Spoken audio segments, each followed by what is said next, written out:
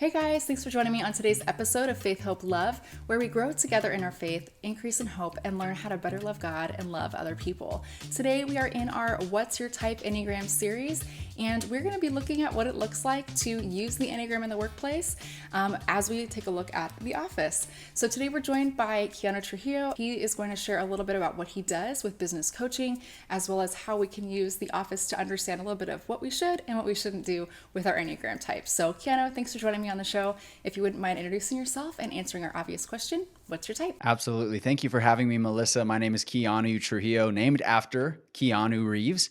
And I'm a first generation follower of Christ, first generation business owner. So my belief is in establishing a legacy for my family and for those I work with. That's why I like working with businesses and business owners and helping to build their legacy through their business teams and in their business, because it all comes back to people. I would do a lot of work in financial services with some leaders in that industry, and they were talking about the transference and the legacy of generational wealth. And typically they found that generational wealth will last 2 generations, but the stories and the people that we interact with, those stories will last up to 6 generations. So knowing that how we build people, how we interact with people, that is so much longer lasting than just the bottom line.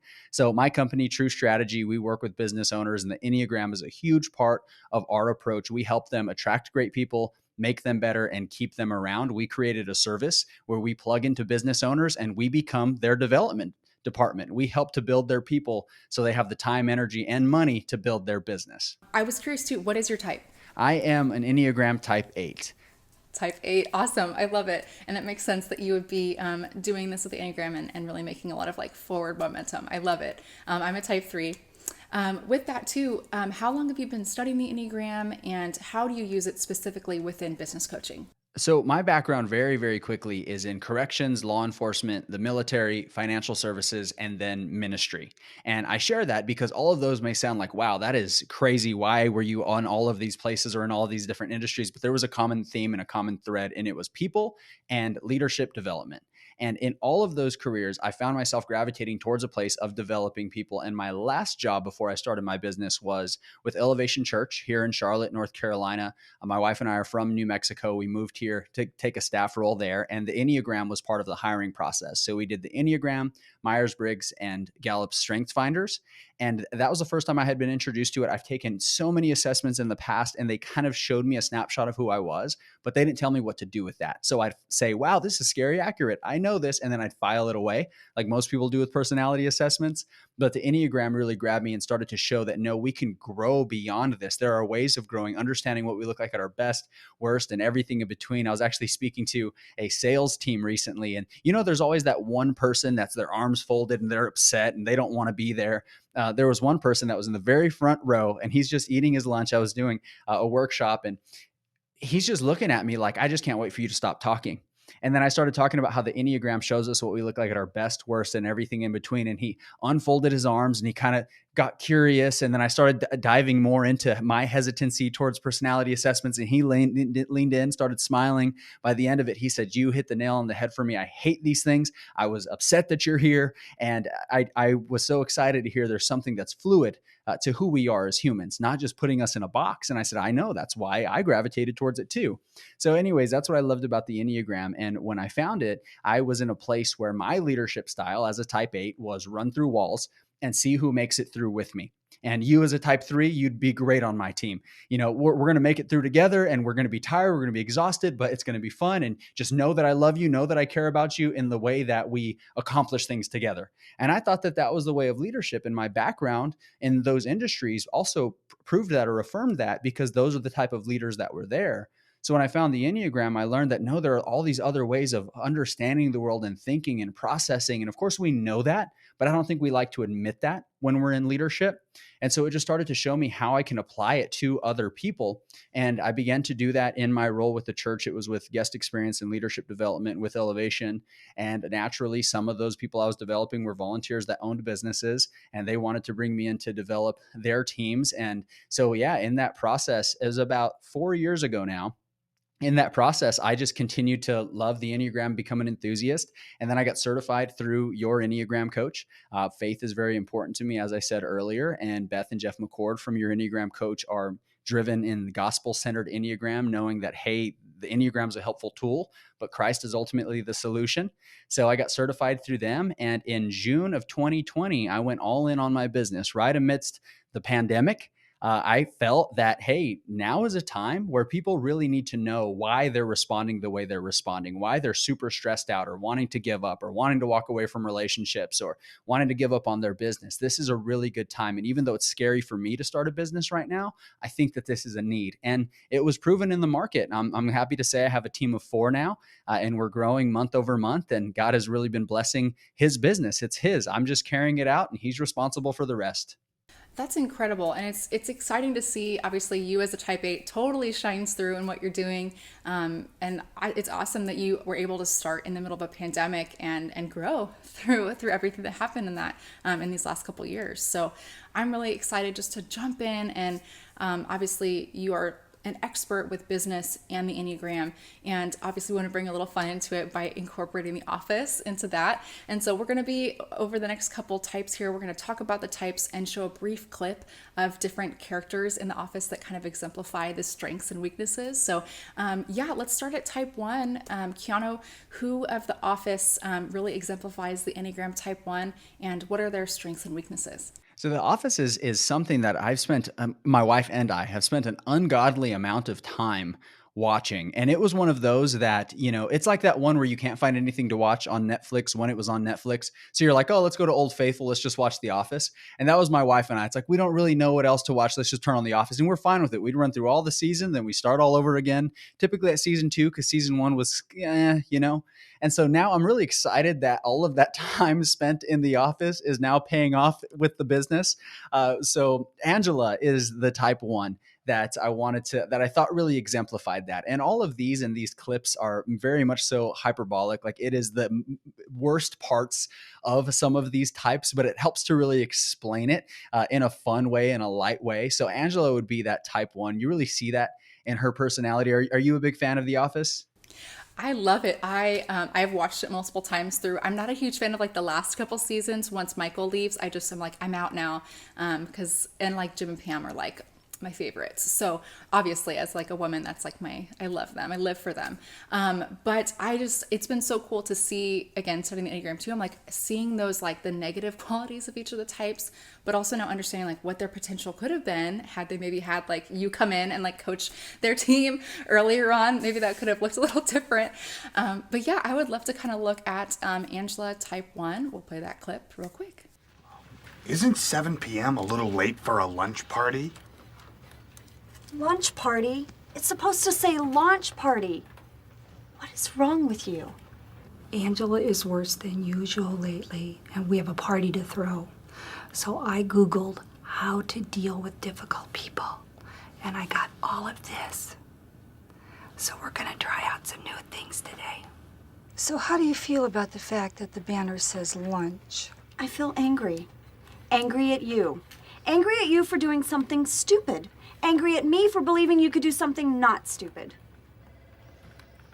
I'm so sorry to hear that. That must be awful. It is awful.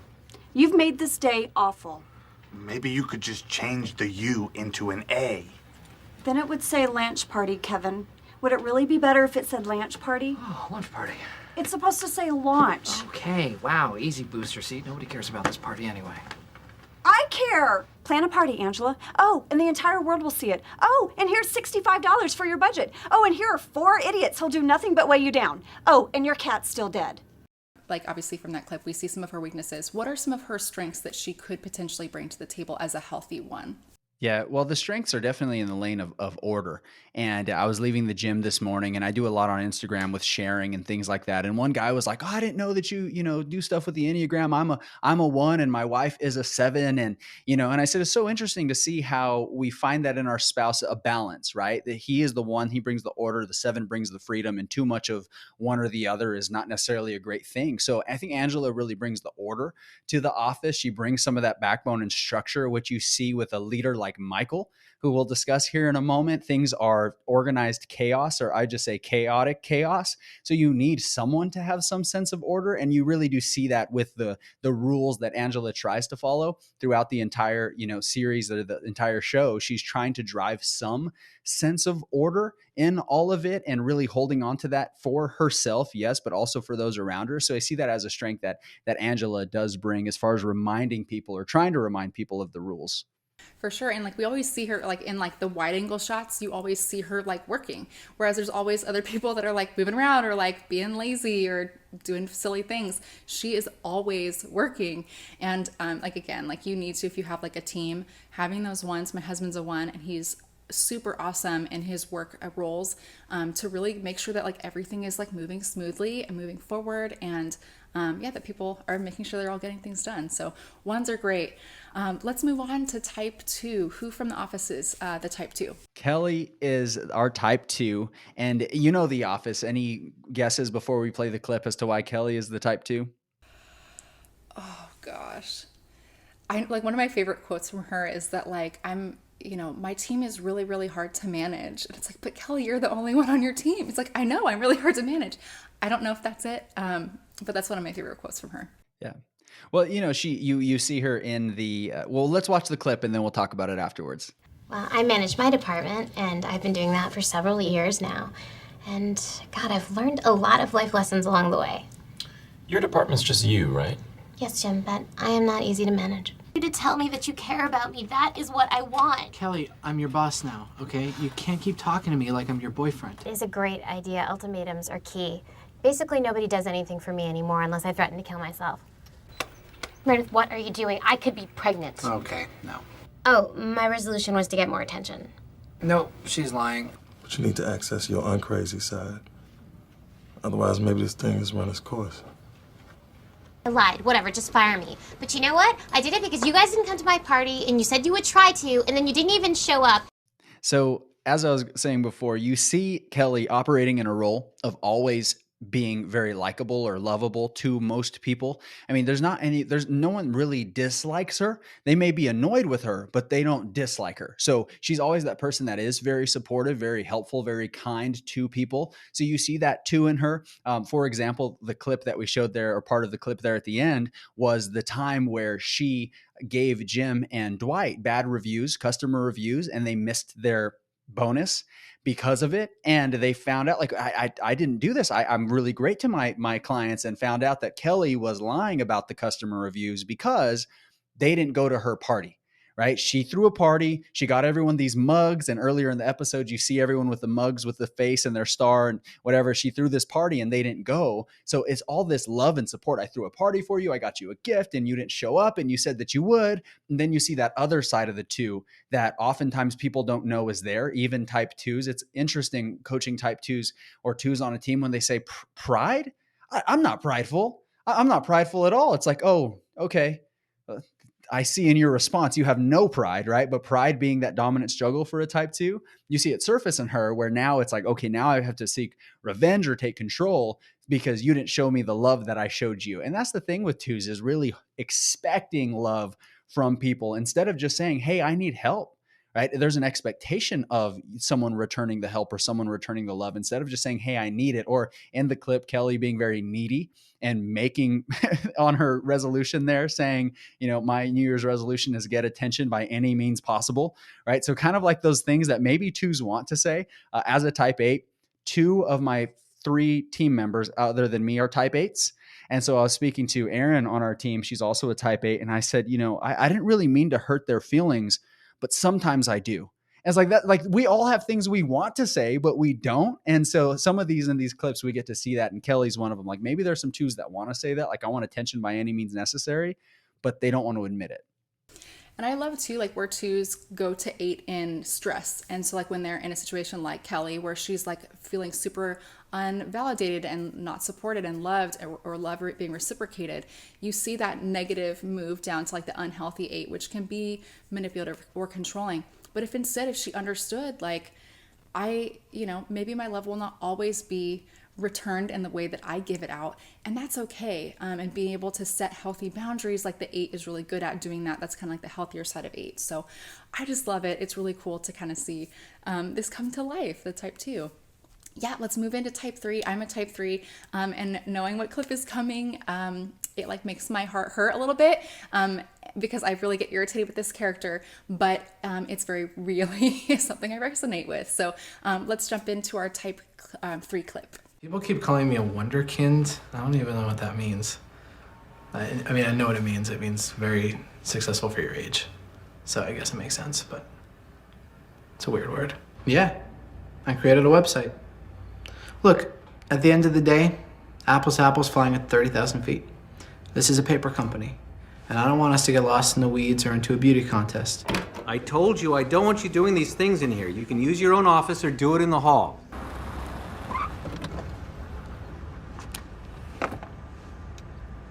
Kid, look. Oh. Hey! It's the temp. Look! Oh my gosh. The temp. Is that the police? Yes. Well, this is what happened. Ryan's big project was the website, which wasn't doing so well. So Ryan, to give the impression of sales, recorded them twice. Once as office sales and once as website sales, which is what we refer to in the business as misleading the shareholders. Another good term is fraud. I want to apologize for how I treated you last year. I lost sight of myself, and now that I've quit the rat race, I realize there's so much more to life than being the youngest VP in the company's history. We saw that our Enneagram type was Ryan. Can you dive in a little bit into some of his strengths and weaknesses? Well, you mentioned as a type 3 that this clip or this character kind of frustrates you, but it is interesting. I want to hear your take before I share anything, that we see certain things in others that we necessarily don't like about ourselves, and it frustrates us even more. So when I see an 8 personally being very, very reactive and emotional and just charged, and it frustrates me even more, or very stubborn, because I'm like, that's the worst part of me, and I don't like that. So what was your perspective of Ryan as a type 3 there? Yeah, I mean, there's so much about him that I really disliked watching the series many, many times. But a lot of it was this idea that he was really fake and kind of willing to put on this facade of being super successful and being willing to kind of climb over people to get to his goals, even if it hurt others or was founded in lies. And then also his relationship with Kelly, like he was very kind of controlling in the situation and wanted to kind of maintain a sense of power in the relationship. And that was just hard to see. But yeah, it can be a tendency for type 3s when they're really unhealthy, for sure. Yeah. I say this about 3s, 6s, and 9s. They're the only types that are all entirely connected to each other. So the thing about 3, 6, and 9 is that they can be trapped in passivity, all 3 of them. The 6 will be more passive because of fear, the 9 because of conflict, the 3 because of appearance. But either way, they'll have a tendency to want to be, more passive in their approach. But you see that in Ryan, and again, all hyperbole. When a 3 is at their best, they take on those characteristics of the type 6, becoming more loyal to who they are and those around them, and not being as shifty in their character. But in Ryan, you really see it in him that he's always trying to find something to prove his value or his worth or prove his success. And even that last part of the clip there, where after he's been fired and arrested, he goes to Jim and tells him, "I'm sorry, I was so caught up in the success of being the youngest VP in company history." And what that tells me is he's still holding on to this accomplishment. Like, hey, I'm sorry that I got caught up, but don't forget I was also the youngest VP in company history. And you see that not only in 3s, but you see that in all of us. There's always still this point where we feel like we have to subliminally share our value. And that always tells me, and being a really great listener, as coaches or as developers of people, we have to be great listeners, not necessarily great communicators. And being a great listener in something like that, you hear, hey, where do you feel like you're not valued? So you just see that in Ryan throughout. And even the part where he pulls up in his car and he grabs his mirror and he checks his glasses before he goes in and shows that he's the man. Just all of that stuff where it's driven by appearance. There's no substance to him. So I'm hoping that 3s are encouraged. Maybe I'll just encourage you that, hey, there is a lot under there, and you're not what you do. You are who you are, and who you are is enough. What you do will happen as a result of just who you are. So yeah, that's it on Ryan as a type 3. Thank you for bearing that. I know it's tough to watch our own types. Absolutely. And I just want to encourage others that are listening that maybe also are 3. If you are a Christian too, like we believe that our worth and our value is given to us by God, and we don't have to earn it from a title or from others' perceptions of us. So I hope that brings a little freedom to maybe some other 3s that are out there. Let's go ahead and look at type 4. So Keanu, who is our type 4? Michael Scott. Okay, Michael, why don't you start us off? That wasn't much of an introduction. Ladies and gentlemen, your boss, Michael Scott. Oh, still lame. Okay. Would I rather be feared or loved? Easy, both. I want people to be afraid of how much they love me. There's this woman I met a few weeks ago. Her name is Donna. She's manager of the Sid and Dexters. And right now, we're in the midst of a passionate love affair. No, but she is coming by today, maybe to buy some printers, so. I declare bankruptcy!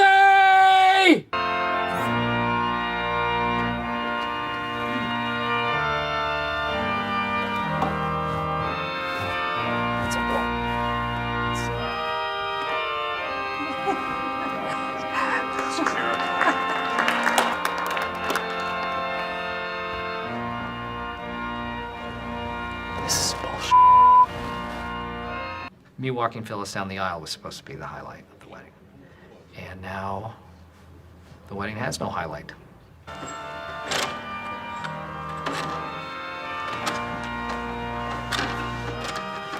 Well, I got news for you, Albert. If that's your real name, show's not over. So what are some of Michael's strengths and weaknesses? I feel like the latter tends to be a little more obvious, but let's take a look at both.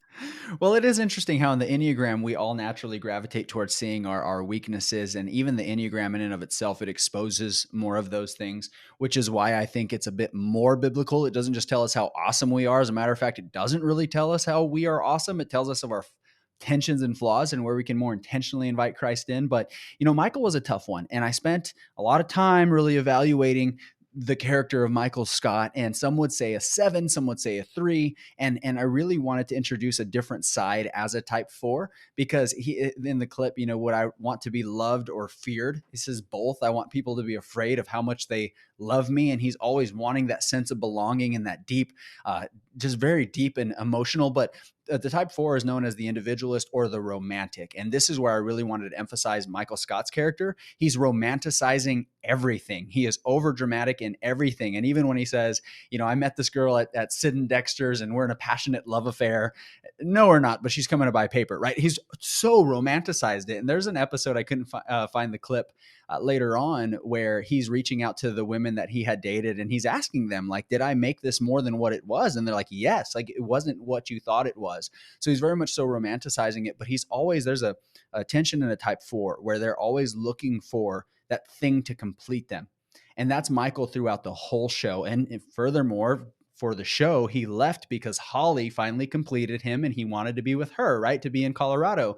He finally saw that, okay, now I'm complete. And that's what he was always looking for in his friendships and in gym, wanting to be buddies with everybody, wanting to have fun. He wanted that completion because he just didn't feel like he was enough. And that's a common tension for the type 4. So I think he was a very different subtype of a type 4, but it shows a type 4 side of a type 4s that people may not think about. They think, oh, it's the artistic and moody and deep and emotional, temperamental type. Like, no, Mike Scott, I believe absolutely is a type 4. And I feel like 4s often get like a bad rap that people either really often misunderstood. And I would kind of love to hear some of what are some of the good things that 4s bring to a team, specifically like within like a work environment? Yeah, very unique perspective. They're not willing to accept something at face value. And that's where you'll see some mistypes with 8s and 4s as well, because they'll challenge what is normal. One of the best leaders that is at Elevation Church, he helps to launch campus pastors and develop other campus pastors, was a campus pastor. He's a type 4. He looks at things in a very, very creative way as in regards to leadership. So type 4s aren't just the artistic or romantic type. And I think some people will mistake creative types for artistic types. There's a difference. Type 4s are very, very creative in seeing what could be or how something can be made special or unique. And so from a leadership perspective or on a team, not only will they get to make your marketing strategy or your development strategy or your sales strategy better or unique and make it yours, but also just in leadership, they're going to find very special and specific ways that they can develop those around them, and they won't accept it for what it is. They won't accept status quo. Absolutely. And I feel like we could keep going on the force because there's so much that they bring to the table. But I want to keep rolling on to type 5. So what is our type 5 character from The Office? Stanley. Type 5 is Stanley. Yes, I have a dream, and it's not some MLK dream for equality. I want to own a decommissioned lighthouse, and I want to live at the top, and nobody knows I live there. And there's a button that I can press and launch that lighthouse into space. I have been trying to get on jury duty every single year since I was 18 years old. To get to go sit in an air-conditioned room downtown, judging people while my lunch is paid for, that is the life. Cool. So what about Stanley stood out to you? What are some of his strengths and weaknesses as a type 5? Well, the first clip there where Stanley, he's just so many people's like speaks to their soul, like I want to be like Stanley, right? He's just so like, I don't care about anyone or anything. My 3 feet of space is all I care about.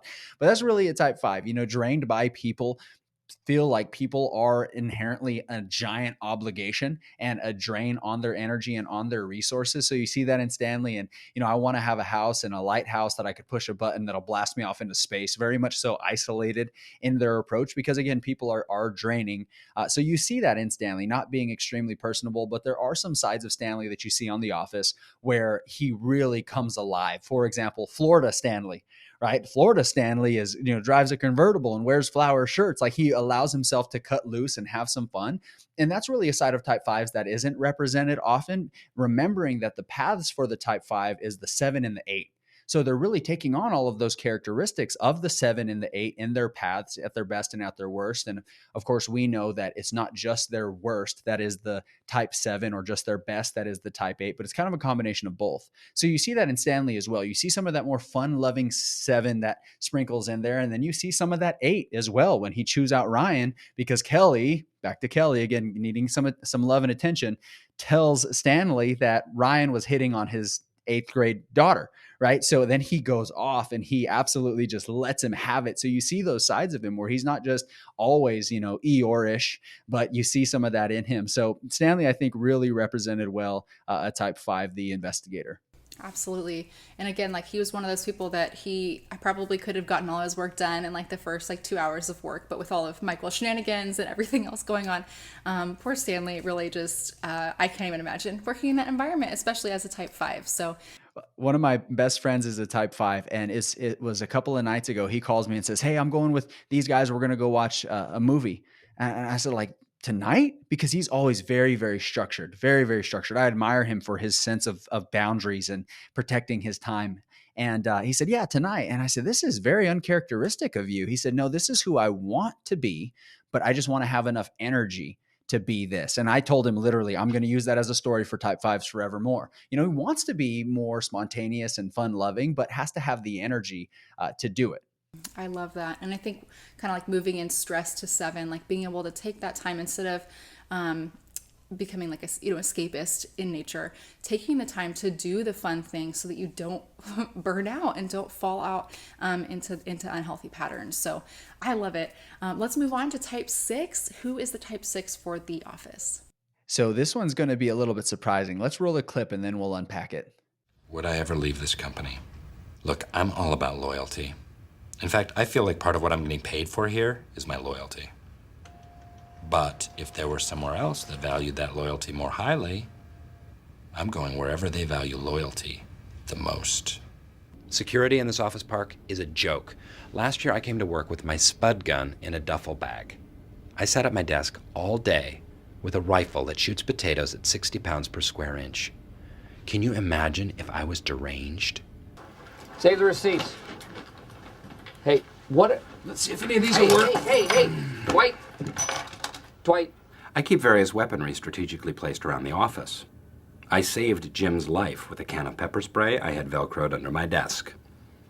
People say, oh, it's dangerous to keep weapons in the home or the workplace. Well, I say, it's better to be hurt by someone you know accidentally than by a stranger on purpose. They will cost you your life. Elaborate. The worst thing you can do for your immune system is to coddle it. They need to fight their own battles. If Sabre really cared about our well-being, they would set up hand desanitizing stations. Whenever I'm about to do something, I think, would an idiot do that? And if they would, I do not do that thing. Yes, I have a wig for every single person in the office. You never know when you're going to need to bear a passing resemblance to someone.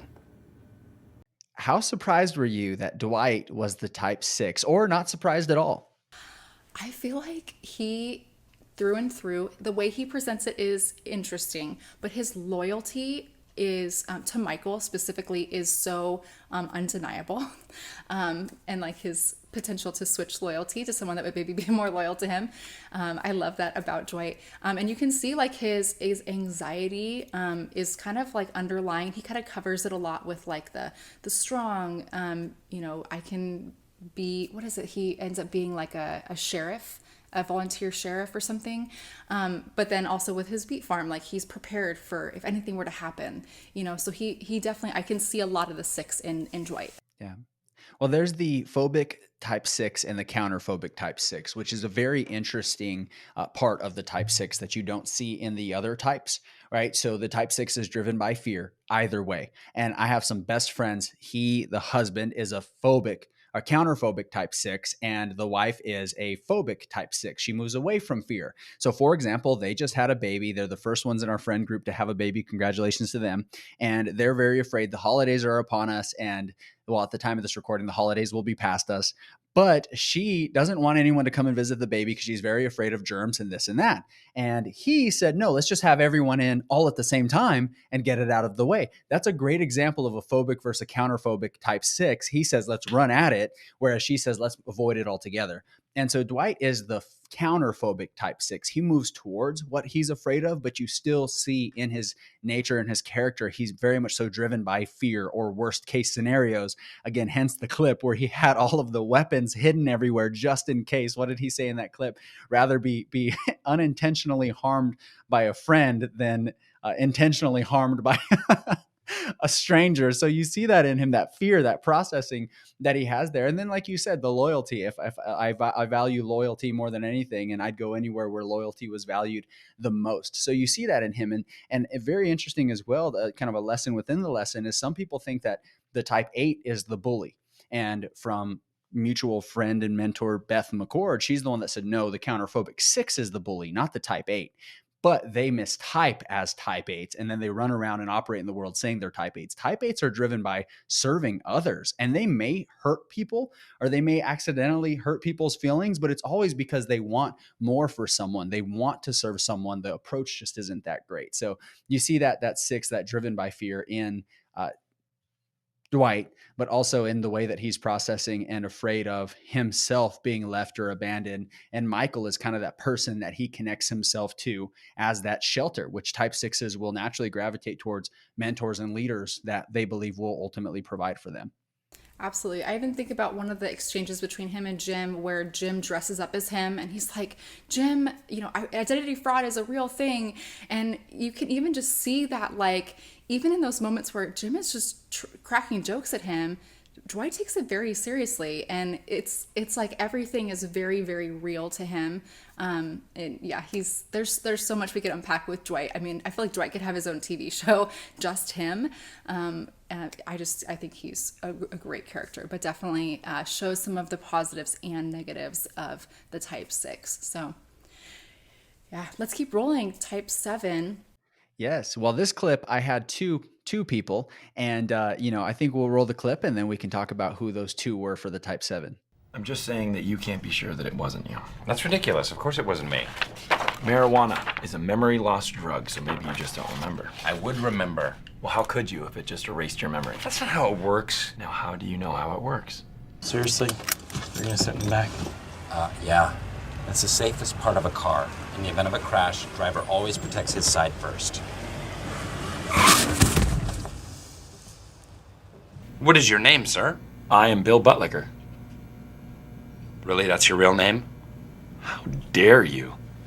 My family built this country, by the way. Be respectful, Dwight, please. Yes, Michael. Could you hold on 1 second? That's my other line. What? No, but I... Hello? Yeah. No, I'm just on the phone with this stupid salesman. He's so dumb. Probably just gonna keep him on the line forever and not buy anything. Okay. It's up to you to change his mind.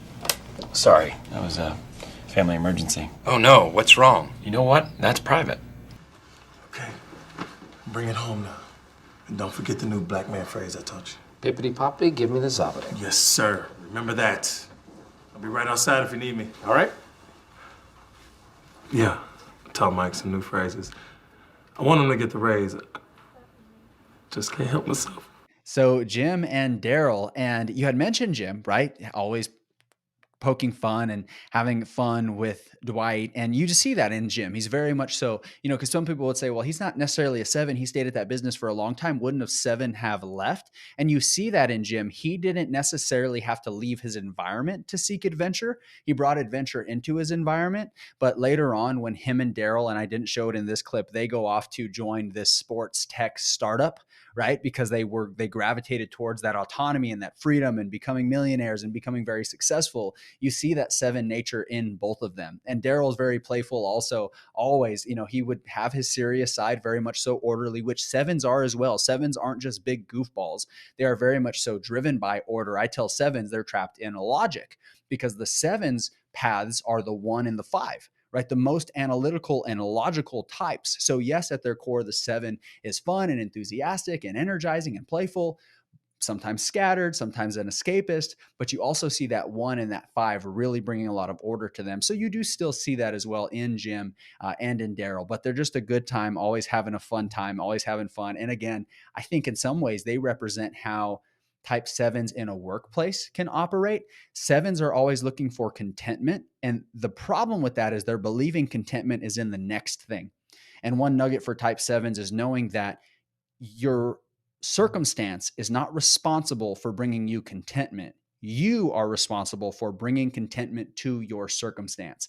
And you see Jim do that. He brings some contentment and having fun in the workplace. I love that. I think that's gold, that I think any type could really walk away with that we can't control our circumstances all the time. And so for us to be able to come in with like a good attitude, and especially for 7s, I think knowing some of my good friends that I've like worked with or done ministry alongside that are type 7s, I feel like they are able to really bring the gift of like lightening the mood, especially when you're in an environment that's more like heavy. They really help to lift it a little bit. And I think that is really important. What are some of the positive things that 7s bring to the work environment? They're limitless. 7s are limitless in their approach to the world and to life ultimately. So they're going to, again, similar to a 4 in seeing things for what they could be. The 7's not going to embrace limitations naturally. They're going to see, no, we can do more, right? We can always be growing. We can always be striving. We can always be developing. So they're great leaders in that sense. I find a lot of 7s in even corporate leadership, but definitely in entrepreneurship. Naturally, those leaders, great starters. So they are awesome, awesome leaders. But note the difference between a leader and a manager. A 7 is not a great manager. To manage is to maintain. A 7 does not want to maintain. They want to start it, get it going, and then let someone else run it from there. So 7s are fantastic leaders in that sense of getting things going and then finding and inspiring people to take it from there. I have a strong 7 wing as a type 8, and I love tapping into that more influential side. Yeah.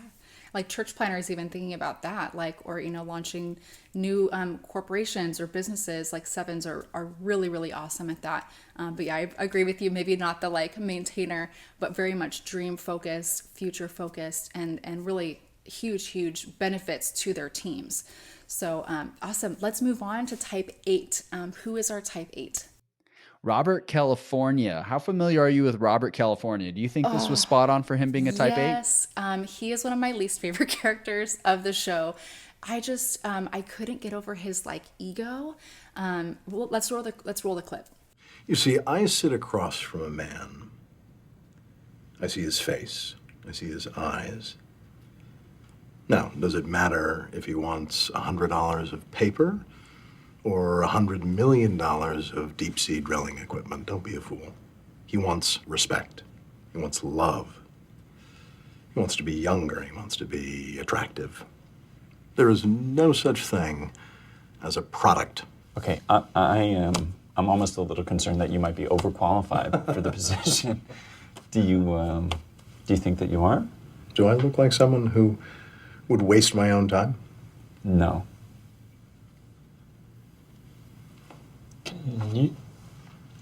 You are a man of great confidence.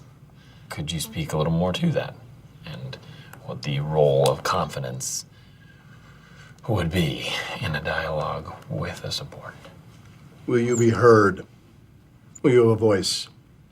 Will I steamroll over you? Do you feel heard right now, Jim?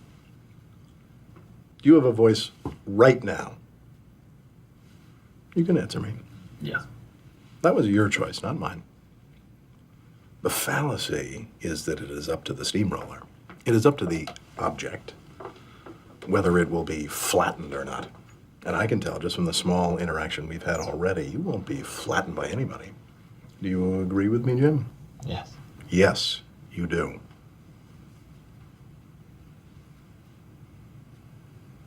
This is one of my least favorite ones. I don't know why. Like that season, I really had a hard time wanting to continue watching. I didn't like his character. I just felt like he was too abrasive and cocky almost. Obviously you are a type 8. What were your thoughts on him? Yeah, this was kind of tough actually to find a type 8 that I really liked. And I liked actually Joe Bennett, but she didn't have a lot of clips that were that I was able to share. So Robert California kind of came across him. And again, I wanted to show some different sides of these types. And you see that in Robert California because he's very, very intense. And I put the scene in there from the interview because from the beginning, he just commands a room. And the thing is, he knows it. But the thing with type 8s is they often don't know how much they command a room, and they walk in and can absolutely change the temperature. So if they're negative, then they're going to drive the temperature in a very negative direction. If they're positive and uplifting, they're going to do that as well. So they just don't know that big energy. And you see that in him. And Jim asks him, like, you can be pretty polarizing. Like Jim's kind of trying to tell him indirectly that he's very intense. And he's telling Jim, do you feel like you're heard right now? You feel like you have a voice right now? And that's kind of like what 8s do, is like very directly say, don't give me theory, give me a direct example. And, Jim, you're not going to, but you see that kind of influential side of him as well to inspire someone. Jim, you're the kind of person that wouldn't be run over by anyone. And Jim kind of believes it. So there's this also transference of like power. So you just see that in him. He's just very, very intense and also really eloquent. And that's another side of type 8s, is that they're not just running through doors. They have that path to 5 where they're able to take in more information and be very eloquent in their approach. And then that path as well to type 2 to be more supportive and helpful of others. You don't see that type 2 a lot in Robert California, so maybe that's why you don't like him. But again, these are not exact. I'd love to know what you liked or didn't like about Robert California, and then how maybe you see a type 8 in him. He's like what you're saying, like the commanding room is really awesome when it's in a positive direction. I personally have 2 of my best friends, my mentor, and actually another that is a male ministry leader that has been like super impactful.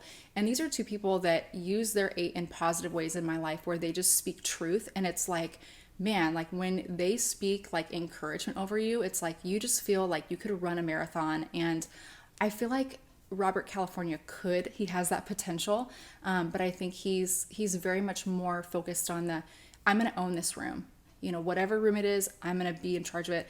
And if I decide I'm like, this space is not good enough for me, then I'm out. And I feel like 8s can have that potential to want to just be in charge, but not move things in a positive direction. They just want to be the main person, and that can be unhealthy. Well, you did mention there that there was a lot of ego that you noticed in Robert California, and yeah, you do see that ego kind of surfacing because what'll happen is that ego will surface in a type 8 because of a place of fear. So in feeling like they are going to be betrayed or feeling like they're unappreciated, you'll see a lot of ego surface. And like I said, I'm a type 8. I have a team of 4. 2 other people on my team are type 8s, and then the fourth person is a type 3. So I even see that in them. When you see that little bit of control or ego surface, is because we have to remember as well with that 2 path, we don't just take on the best sides of our healthy or our confidence path. We also take that on in our blind spot. So for a type 8, their blind spot is that type 2, which can become very prideful. That says, what about me? Focus on me. I want to, have control in the sense of, or I want to be appreciated so that I can have control. So you see that in him as well. And that's where you mentioned he's very egotistical. And you can see that in 8s again, but it comes from a place of fear. And so that's what's interesting, is being willing to or able to face a type 8 and just really ask, hey, where do you feel unappreciated? Where do you feel like you're not being valued? Because type 8s won't naturally think that. And so having someone that can bring that out of them is really helpful. Absolutely. And I want to encourage anyone that's watching that is an 8, find an 8 to coach you. Keanu would be a great fit. I think it's important for every type to find a healthy person in their type to help mentor them and encourage them, help them to walk forward, because they will really understand where they're coming from. But definitely, if you're an 8 and you're looking to thrive in your business and obviously still maintain your strength qualities as a leader, but also be able to learn how to contain and I guess harness that energy, definitely reach out to Keanu. He's a great resource in what it looks like to live as a healthy 8. So last but very much not least is type 9. Let's take a look at our clip for the type 9. I hate the idea that someone out there hates me. I even hate thinking that Al-Qaeda hates me. I think if they got to know me, they wouldn't hate me. But Karen knows me and she still hates me, so. Hi. Good morning, can I help you? Yes, I'm from Techstar about a new phone system for you. I was wondering if I could talk to Michael Scott. I'm sorry, he's not in right now. Really? He's never around when I come by. Shoot. They have new phone systems now that can ring directly to a salesman, or someone presses star and they go to accounting, basically 95% of my job. But I'd like to see a machine that puts out candy for everyone. Vending machine. This was tough. I suggested we flip a coin, but Angela said she doesn't like to gamble. Of course, by saying that, she was gambling that I wouldn't smack her. Awesome. Keanu, can you break that down for us? So perfect in Pam being the type 9. There's a part of a type 9 or really something that's central to type 9s where they don't believe their presence matters. So one, yes, type 9s move away from conflict and move towards creating peace because of the connection and the harmony and not having to deal with the conflict. But there's also a part of it where if they don't believe their presence matters, then why would they assert themselves? So that's where you see that in her when the person comes to sell the phone system and she says it pretty much does everything that I do. Her natural thought was not, oh, this is going to be really efficient and effective for the company. It's no, I'm going to matter less and I'm afraid because I don't matter. So a type 9 on a team, again, all my work is with business owners and business teams. That person is going to have a lot to offer and bring to the table, but they won't assert themselves and you won't see it unless you coax it out of them or invite them or show them, hey, you're way more valuable than this. And you see that progression in Pam throughout the show where she moves into a sales role and she explores her love for art and those things inside of her, but she's totally okay with just existing in the status quo. So if you have a type 9 on your team, invite them to the conversation. And I know firsthand a bit about this. My wife is a type 9.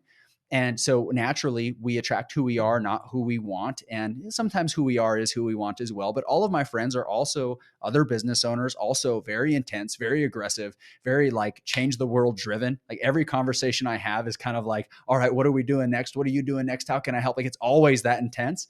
So we're at dinner with some friends and we're talking about these things or these new opportunities. And my wife will just kind of fade to the background because that's not really, her lane. But I have to remind myself, hey, what do you think? I have to invite her into the conversation and bring her into it to let her know, hey, your opinion matters and you matter as well. And then she'll have a ton to share, but she's not just going to assert herself with all of these bulls in a china shop. So you see that in Pam, but then you also see some of that more aggressive side in her because the 9 is still in the anger triad. They are still in the justice triad. So you see that in her when she says, when Angela mentions, that she doesn't gamble, and Pam says, of course, she's gambling on the fact that I won't smack her. So there is that part of a 9 that wants to, go off and let it be shown, but they just don't necessarily know how. So they'll be typically a bit more passive aggressive in bringing themselves to the table. I want to mention too, one of my other favorite scenes from the series with Pam and with Michael is when she's done all these art classes and she goes to have them on display and no one comes. And then at the very end, Michael shows up and he asks if he can purchase her painting. I want to cry, but it's like he sees her. And I think that's like the beautiful representation of a 4 coming in and meeting the need of a 9, where the 9 can feel unseen and unappreciated and just kind of in the background. And I think that was such a beautiful, example of what it looks like as a 9 to be valued for what they bring to the table. I think 9s are really amazing people to have on teams. One of my best friends leading a team that I'm on is a 9, and she really is able to help see all of the needs, all of the things that need to happen, and she helps to really just is amazing at coordinating and making sure that there's peace amongst all of us as different types, kind of coming with different perspectives on the ways to lead and run our ministry that we're part of. And it's cool to see her like really rise up in leadership. It's been really encouraging.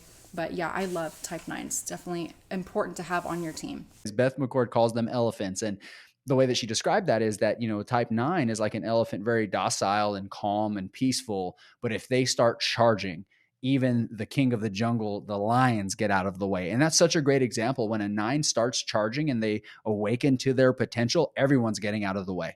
So I love that in developing 9s and leading into 9s, or even hearing, about your leader friend there that is that 9 that's more attuned to the value that she does bring. Yeah, to be able to see the need of the team and be able to, whatever the organization is moving forward together in that purpose, I feel like 9s really just unify all the other types. So I love it. This has been so much fun. It's been really cool to kind of see all the clips and be able to really jump into each of the types characters.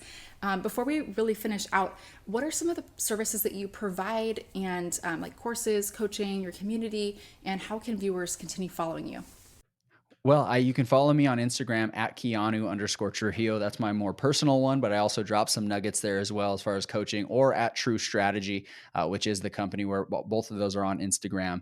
And what we do for businesses, like I said, is we really help them save time, energy, and money by developing their people. Most business owners did not get into business to build people. If they did, then they became coaches like me. Most of them got in to build a business or a very specific service, and they know that people development is important, but they also know and believe that they need to do what they do best and outsource the rest. So that's our ideal client, that person that believes in that. And if that's you, then we'd love to engage with you. But for the rest of you, we do have our own Enneagram assessment that we developed that is very thorough. It is very in-depth. It gives you a lot of information about your Enneagram type. And by the time that this recording is being released, it will be free.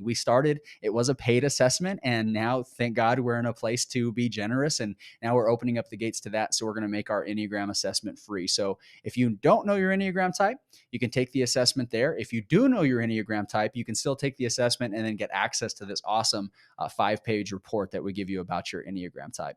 I just appreciate all the resources you offer. I was looking at your master classes. They look really awesome. You provide a lot of really cool information and just guiding and leading people really just to grow, not just as individuals, but as companies too. So Keanu, thank you for taking the time to jump on the call with me today.